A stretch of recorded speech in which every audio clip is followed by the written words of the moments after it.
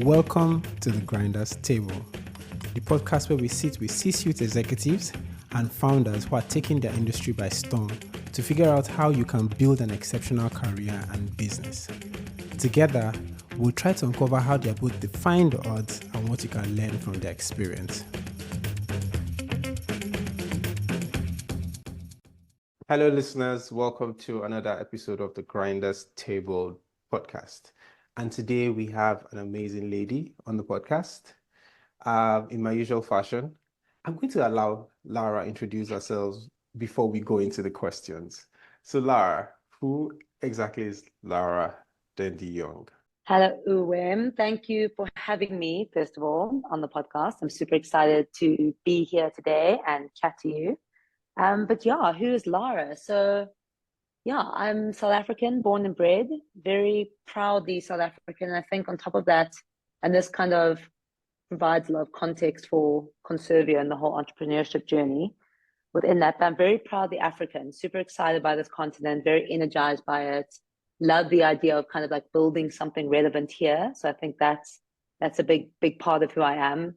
But other than that, a love of the outdoors, big kind of competitive sports woman, have kind of always competed at high levels. I'm an MBA graduate with a specialization in business of conservation. And I think that leads me to kind of where my passion is, which is conservation, nature conservation, wildlife conservation. And then on top of that, I'm a tech entrepreneur. I'm a lover of building business, love of building teams, connecting with people, and really kind of passionate about travel, driven and motivated by conservation, and the co-founder of Conservio. So that kind of wraps it up in a quick nutshell for you.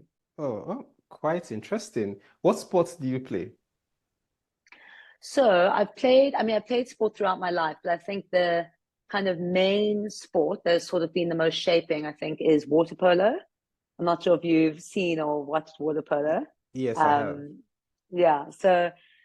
So played water polo, was kind of fortunate enough I swam at quite a competitive level, and then that led into water polo, which is obviously a lot more fun, team sport. And it was a huge stepping stone for me. It took me overseas for 4 years. I played water polo, got a water polo scholarship to America, went to university there.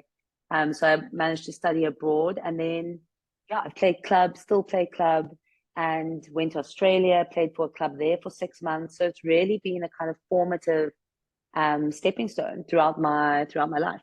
Oh, wow. That sounds really interesting. Let's still dig into your water polo days. What would you say is the biggest lesson you got from that experience? Yeah, I mean, I must say, water polo and sport in general, and I think competing, well, there's two things. I think competing at a very high level and playing in a team sport has been one of the most formative things. And it's been a hugely shaping factor to me and the way I kind of present in the world, the way I present in building a business, the way I present in connecting with other people. But I think the main thing, and I think this is with anyone who has played sport very competitively, is that I really understand what it takes to kind of benefit from reward. Like the amount of effort, the amount of grit, the amount of digging deep that it actually takes in order for you to kind of see success. And I think that's something that's kind of been ingrained in me from a young age, from being like a little girl competing, is that this is going to take work. There is an element of luck, there's an element of natural talent, but there's a huge part of it where you kind of just need to work harder than the person next to you. And I think that has been really shaping in terms, and especially on this entrepreneurship journey, actually, it's been super shaping in terms of I'm willing to be gritty. I'm willing to dig deep. Those hard moments. I'm not really scared of them. In fact, I actually enjoy them, and I think that's why this journey is such an exciting one. But I think also with that, the interesting part is also playing in a team, and you start to really understand that you're a sum of all the parts. So it really makes me aware of the people I'm working with. Like what makes people tick, what makes people excel, and everyone is very different. And I think I love that element of working with people, being accountable to other people. And you kind of like you're trying to drive a a goal that's shared. But even though people have different ways of achieving that, there's like a shared goal. I really, really love that. No, I'm a big fan of sports. I'm a big fan of competition. I love that whole element. So yeah, water polo has been super formative. I was glancing through one of MJ's biography, and he talked about how even though he was part of a team, he'll be the first at training, shooting his hoops, getting all the work done while the star players, strolling late, to practice. But eventually everybody caught up because he just felt like he was an outlier and everybody just wanted to be like him. Now, in a situation where I mean, it might not be sports, but again, it could be business, because again, business is like a team sport, um, Yeah. where it just feels like you're pulling the slack for everybody, but it's supposed to be a team sport. How do you manage that scenario? Yeah, and I think everybody will feel that at some stage. I mean, and especially being a business owner, and I'm lucky to be a co-founder. So I've got my business partner, Justin, who co-founded Conservio with me. Him and I are very aligned, and we actually have the same love for sport. So that's a great alignment as well. But I think at any given time, there's often a sense of, am I just doing this? Am I the only one that believes? Am I the only one that feels this way? But I think that's where, number one, it's very important to to realize that and that realization of that it's not just you, that there's so many different cogs that make a wheel turn. And I think I have a very clear understanding. Like, to be honest, I haven't experienced that much with Conservio, that feeling of that kind of isolation, or that you are isolated in your want for success. I think from the very beginnings of this journey, like we have entrenched this in our team culture, and especially also in the founder culture. So the partnership between myself and Justin is that there's always a shared sense of where we're going, and the need and the drive and the willingness to put everything into it. And yeah, so and I think I'm super, super lucky in that. But we really share in that. And then with the team, I mean, if you want to continue on the sport analogy, Justin and I are essentially, we captains of this team. It's important for us to make sure that everyone has a shared sense of ownership, has a bit of autonomy, has space to kind of excel in the way that they need to excel, and derive enjoyment from the experience. So I think that it's a big balance of managing people, of creating a culture where people understand what success looks like, understand what it takes to put in, and they're also inspired by the people leading them. So I think, feel very lucky that that I've kind of shared that role with someone like Justin, and it's been a great journey there. Yeah, and I do acknowledge the role of luck, right, in maybe co-founder relationships, or just stumbling with those amazing team members that you eventually would have. But there is a place of intent where you deliberately go out to look for particular traits to help complement your skill sets or complement the team. For you, and we'll go into Conservio, and for Justin, how do you look at building a team? Yeah, and it's a great question, because you are, especially with a startup, there's an element of someone either has the grit or they don't. And it's something that's quite difficult to distinguish, because a lot of people think they do. And there's quite an idealistic, romanticized idea of working for a startup that is grindy, that is, you need to wear a lot of different hats. You need to do things that aren't necessarily so fun, and then you chop and change, and then you're doing something else. And I think what we often find is that a lot of people do they think that that's exactly what they want to do, because it is romanticized, this idea of working for a startup. And I think the thing that separates Conservio and the way what we look for is that we are underpinned by this passion for nature and for doing something impactful. So there is this kind of element of like a greater good that we are working for. So that's the first thing we look at. What is your value system? Like, what does impact look like for you? What is your willingness to, create impact? do you love nature? Do you love being outdoors? We kind of like uncover a lot of that first, because that's how we kind of connect on a personal level. And then we can get into the grittiness and the willingness to, be in an ever-changing environment. But it is hard. And I think, you kind of have to, it's more about getting to know someone than it is trying to like look up a certain skill set, because the skill set is so varied that you require, like for a startup, for a company that's moving along the building blocks and that's changing. So that's kind of how we always approach it, is first really understanding if that like intrinsic motivation is, impact and what that looks like, and then understanding that the willingness to get behind that impact and what you kind of want to, like what you're able to do in a changing environment. Wow. That's actually really solid. Some solid points. And tell me about that journey into building Conservio. Maybe where did your love for conservation and nature come from? Yeah, I mean, I think it starts off first with just loving nature. Being outdoors has always been part of my life. I think my earliest childhood memories, it's going for walks with my parents every evening in the forests, like in the mountain or whatever. It's going down Orange River trips with my parents. A lot of like my life has been has been outdoors. If I think about being outside, it's a lot of exploring. It wasn't an extravagant traveling life, but it was one that was quite rich in experience. A lot of camping weekends, some self-drive safaris, those kind of things. And I've always felt this like big connection to being outdoors. One of those like kind of tomboy kids, always rough and tumbling around outdoors, climbing trees and all of that. And then I think my first job was very formative. So my first job was with a company, an amazing company called Classic Portfolio, and they represent all of these lodges across Africa. And they do all the business strategy, they do all the revenue consultation, but all of these kind of tourism lodges, but really, really kind of top end conservation driven lodges.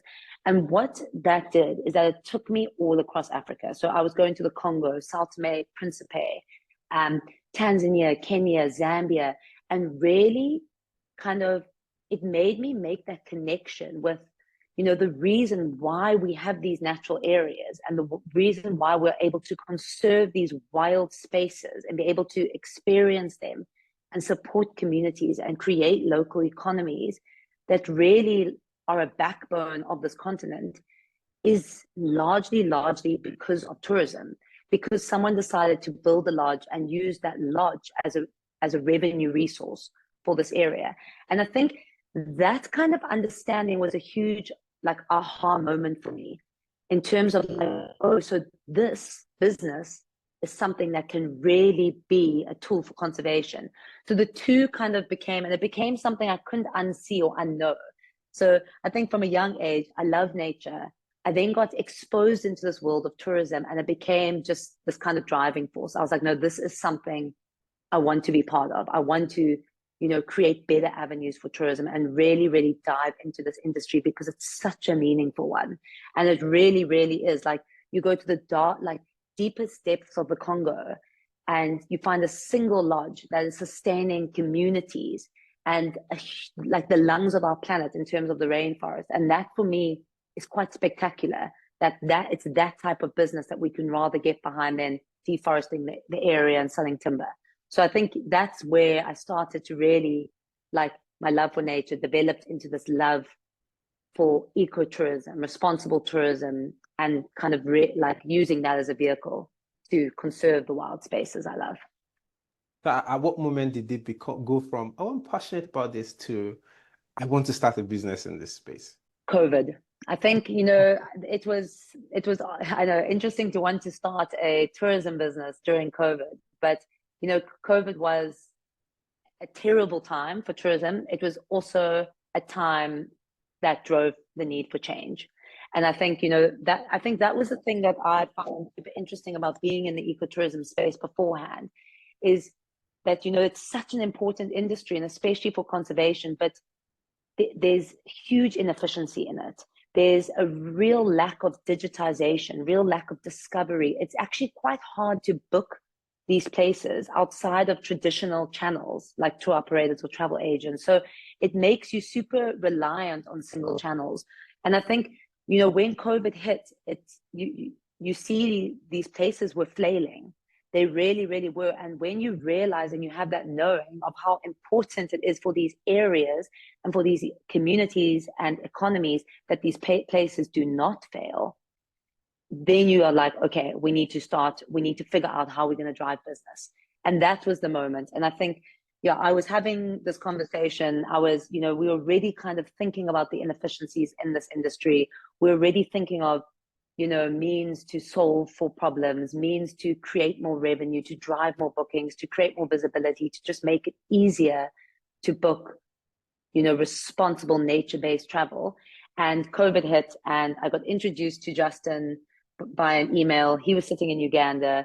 We had one conversation about what we saw as a solution, which is now Conservio. And the next day, and we spoke about what we saw as a solution, what our values were. We actually spoke more about what our values were, what building a business looked like for us. And the next day we registered a company in the middle of COVID, and we only saw each other a year and a half later in person. So it was all quite quick, but it was a lot of small little moments and then a single event that just made us think something's got to change, or we're going to be the ones to change it. Oh, wow, that's a proper long distance relationship. Yeah, I know. How did that play out in the early days? I mean, it was quite, and this is why I say, I often chat to other founders, and I feel very lucky. We literally had one conversation. All we spoke about was this business, were our values, and there was so much alignment on that. I think the fact that we even just spoke about that shows kind of like how important that is to us. We obviously connected on some athletic conversations and all of that. But no, we just set about building it. We registered the company. We were having calls all the time. At that point, it was actually called Conservation Club. And we joke around and say it was more conversation club than anything. But yeah, we set about building the building blocks. We spoke a lot about the company we wanted to build. We were chatting to people. We were understanding the problems. And it was a time when so many people were, really facing these problems, that everyone was willing to speak to us and so open to solutions. So we were able to collaborate so much with the industry. But no, it was a big long distance relationship. And yeah, we got to know each other just on this long distance Google Meet level. And then a year and a half later, saw each other in person. And he was about he's like 6'5". He's very tall, and he was much taller than he looked on the screen. Like things you find out after a date. Yeah, exactly. That's quite interesting. And when I speak to founders, I often I'm trying to get a sense of who the founding team is. One of the things I try to find out is what are the interests outside the business. I mean, what are the shared interests? What excites you most? What do you talk about outside work? Because those things are very, very, very important in shaping, the relationship again, and shaping, I mean, how you both deal with stress and deal with all the things that come with running a business. For you, how do you define success? And how's that definition sort of evolved over time? Yeah, I think the way that I define success is around building a relevant company. And I think, initially when we said about building Conservio, this is actually something we spoke about, is that we didn't want to build something that kind of scratched the surface. I think because we are very driven by impact and about really, really, really maximizing tourism as a vehicle for conservation, we want success for us is achieving that at scale.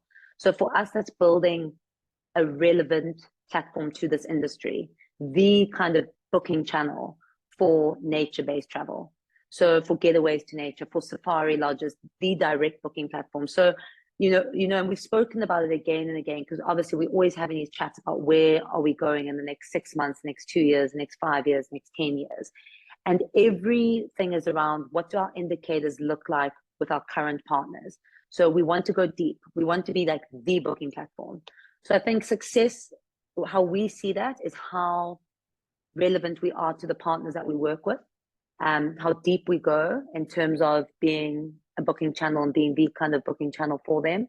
And then the other side of success is that kind of moment when you realize that when people think about booking getaways to nature, when people think about booking something on the weekend, booking a safari, heading up to the Kruger, they're thinking about Conservio. So I think those are our kind of two indicators.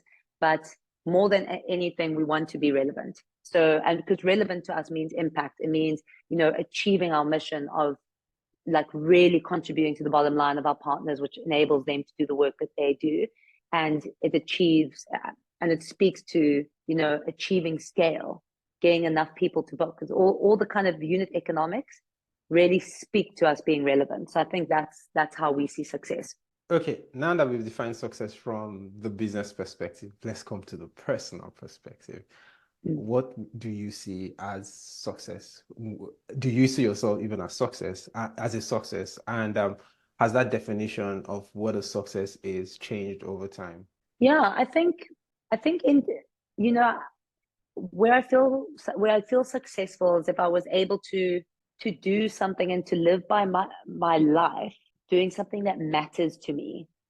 And that can be quite idealistic sometimes. And I often used to think, that it would be, because you look around you and not a lot of people are able to do, build their days around something that matters to them. But I think I've been quite fortunate. So I think success would be like really being able to continue doing something that means something to me, and building a life that fits in with it. I'm not a person that's kind of like, in 20 years time, I can live my life, like living a life and, building a life and building connections and friends and experiences needs to be something that goes alongside, the business and the work that I do. So integrating the two is very important to me. So I think, definition of success would also be able to like live with that balance and do it well, like live in balance, be able to do it well, and live this life of meaning. And meaning is a couple of things. It's doing work that's impactful. It's, building meaningful relationships at home, building connections with your friends outside of work, and actually, and, putting a lot into that. So I think that would be, if I can look back and believe that is how I live my life, I will feel very successful. When you're very driven, like I think you are because you play sports already, when you live your life by a certain code, oftentimes you find yourself in situations where it feels like nobody gets you or nobody gets why you're so driven. What do you do in those circumstances? Do you change those around you, or do you put in the work to make them see life or see things the way you do?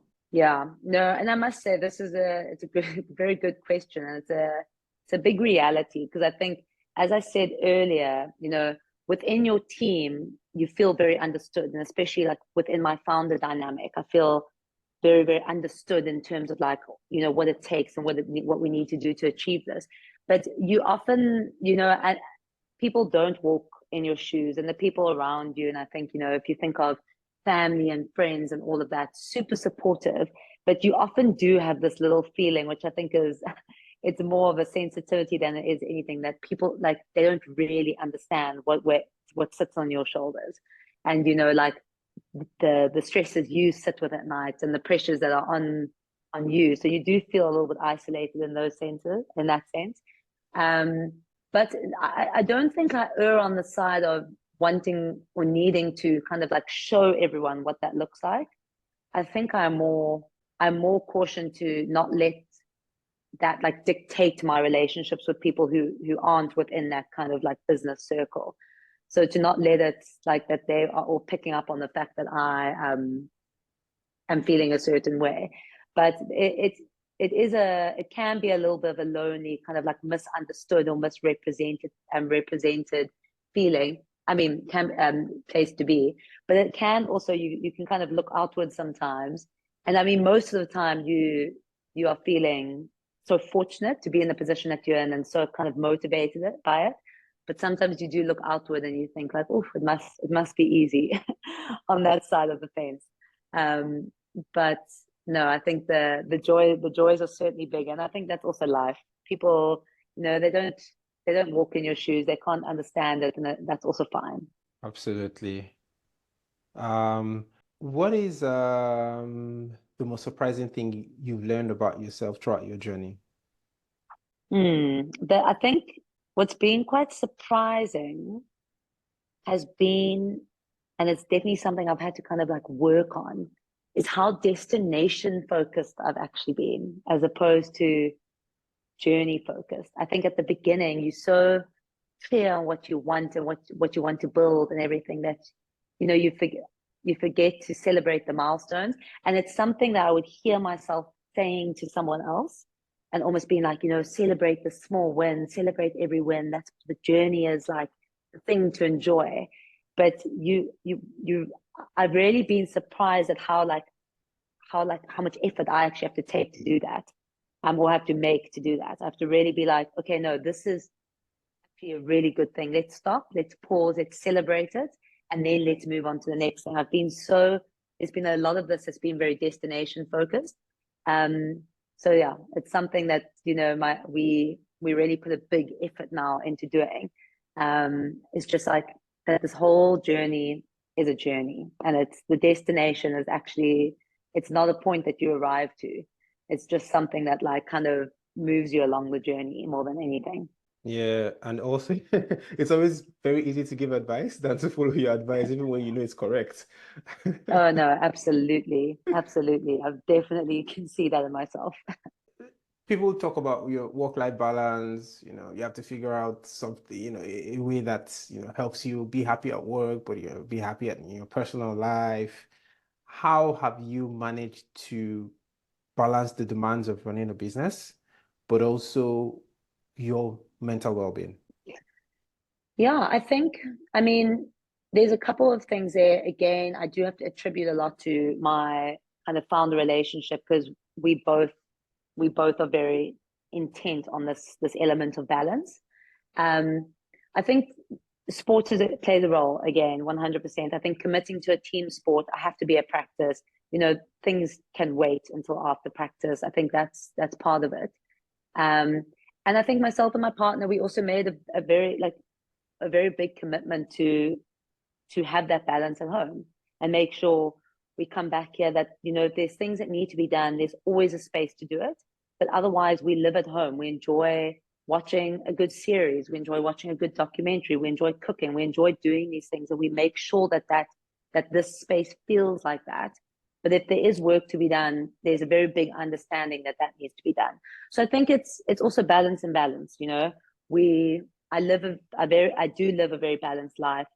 Connection. Like I've also realized what's important to me. Like I can feel, where mentally where I'm at if I haven't been in a good routine. So I think that those are the things I kind of tap into is that routine is good. Routine includes quite a lot of balance. But if that falls a little bit off kilter, it's also fine. It's just there's always a need to kind of bring it back. That, So I think, yeah.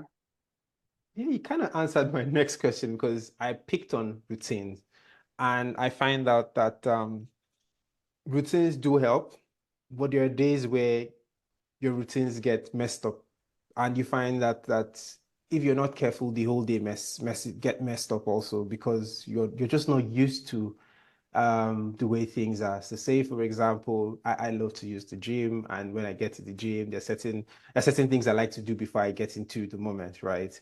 And sometimes the gym is too filled and I can't do those things, and I find out that the rest of the workout just doesn't feel the same.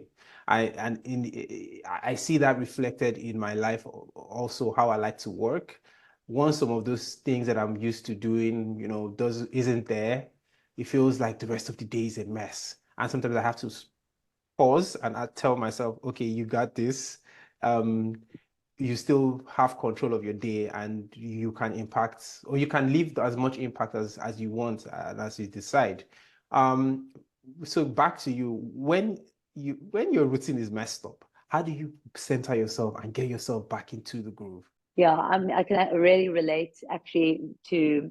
what you were saying there, because yeah, I like my routine. I like doing exercise in the morning. I feel like when things start like running away from me is when I start to feel a little bit overwhelmed. But I think, when when your routine messes up and when my routine messes up, especially, it's also to be like, understand, okay, like, why is it stressing you out? So is it, and I think I have to go to that a lot. Like, okay, are you stressed out because you aren't like getting enough exercise in? Are you stressing out because you feel like you're letting your teammates down, or or you have had to reschedule meetings, so that's appearing to people like you're a little bit chaotic? And it's to like really understand that. And I think when I understand that, I realize that it's generally just a me thing, that I'm either projecting something that I'm feeling, or in fact, I probably am a little bit overwhelmed or a little bit oversubscribed, or making too many plans, or being a little bit non-committal or whatever. So then I actually I recognize that I'm like, okay, so this is a you thing. If you feel this way, be honest about it, and be open about it, and then let's tackle it. But I try like almost not give that feeling of whatever is making me stress too much power. I mean, obviously that's easier said than done, but I think it's like a classic, like, when you like either like meditating. I don't do a lot of meditating, but when you're doing those kind of practices, you kind of like have to focus on the thing that's causing the stress, and then you almost like break it down. So I think that's generally what I do. If I start to feel myself like feeling a little bit rattled by a lack of routine. Yeah. Thank you, Lara, for spending the last few minutes with us. In rounding up, I have one question I ask all the guests on this podcast. Between money, power, pleasure, and fame, which is most important to you and which is the least important to you, and why? I definitely think pleasure. Pleasure is the most important for sure. I mean, I think for obvious reasons. And I don't think the other ones don't tie into pleasure. I think like you get a lot of pleasure out of, benefiting from the other values. But I think pleasure, I mean, like if you sum up pleasure and how you live your life, I think absolutely that would be the most important thing and the thing I would strive for. The thing I absolutely, the one that's least on my list is fame. I don't think I'm not driven by the need for people to know my name or to kind of have a deep insight into my life or opinion on it. Yeah, so that would be my closing answer. Well, listeners, you better know her name. Her name is Lara Dendy Young, and she's the co-founder of Conservio. Thank you so much for spending the last 30 plus minutes speaking with us about your journey. There's so much we've learned. And hopefully one day we get to meet in person. Have a lovely day ahead. Yeah, thank you for having me, and we'll chat soon. This has been fun. Yeah. That's all on today's episode of The Grinders Table, and thank you for listening. If you enjoyed this episode and you'd like to support the podcast, please share it with others, post about it on social media, or leave a rating and review. To catch all the latest from me, you can follow me on Instagram and Twitter at MonsieurOM. That's at Monsieur for Mr. in French, OM. Thanks again, and I'll see you next time.